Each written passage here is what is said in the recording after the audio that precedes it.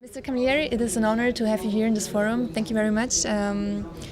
My first question is, the SED is running an initiative on multiculturalism in the moment. Language plays an important role in a multicultural country as Malta. What is your country doing to preserve the own culture and language, but also to integrate other cultures and linguistic groups? First of all, I must say that our own language is the result of multiculturalism. So essentially, whilst the very basis of our language is Semitic in origin, yet it has got all the kind of influences, especially coming from the cultures, the countries which have been either closely associated with us or to which we are very closely exposed. So the language itself is very open, I would say, to multiculturalism and is a product of multiculturalism. Having said that, I think we, as a country, as a very small country, I think we are unique in this sense in the Mediterranean.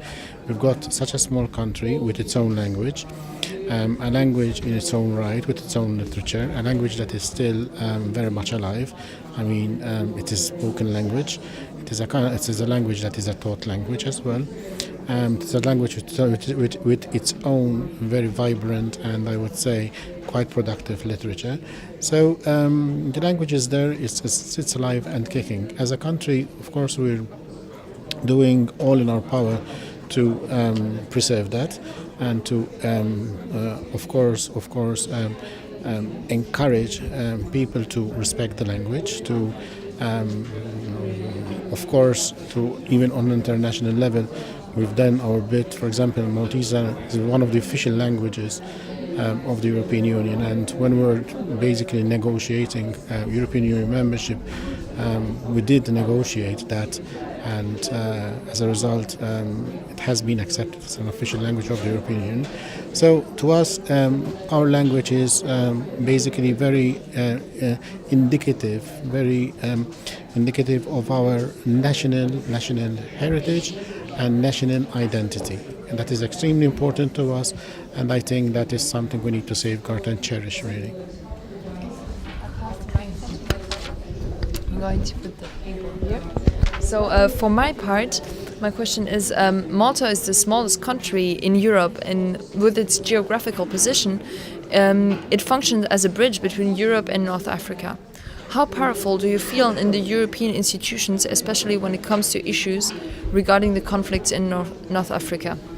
I don't think it's a question of power, it's a question of credibility. We have certainly served as a very honest broker and a trusted broker, and I think that is something that is very important, especially when it comes to international relations.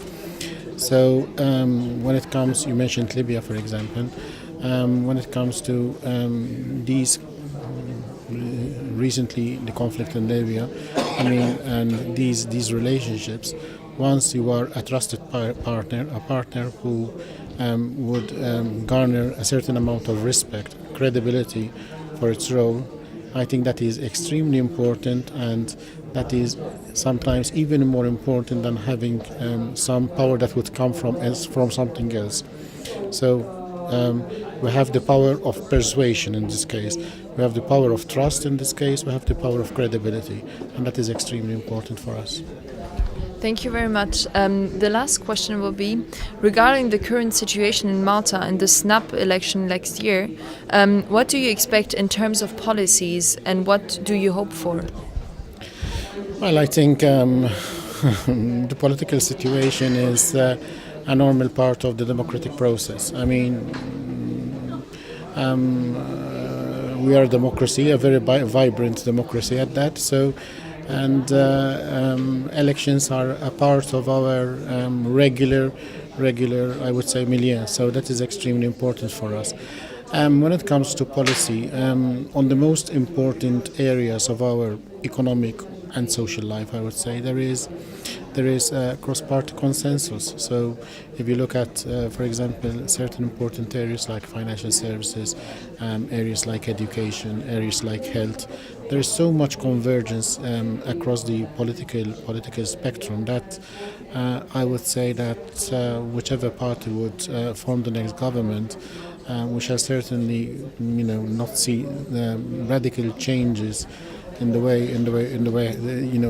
years to come, because there is the emphasis across parties is on stability and continuity, and especially within the context of the current international turmoil, that is extremely important. We are a small, open economy. We are totally dependent on the international marketplace, and of course,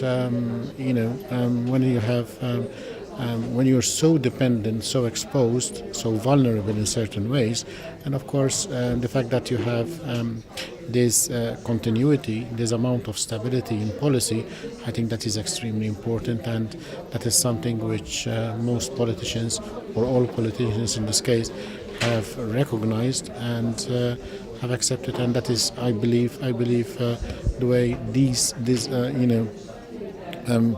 the way things are being projected. It's a question of stability. It's a question of continuity in most areas.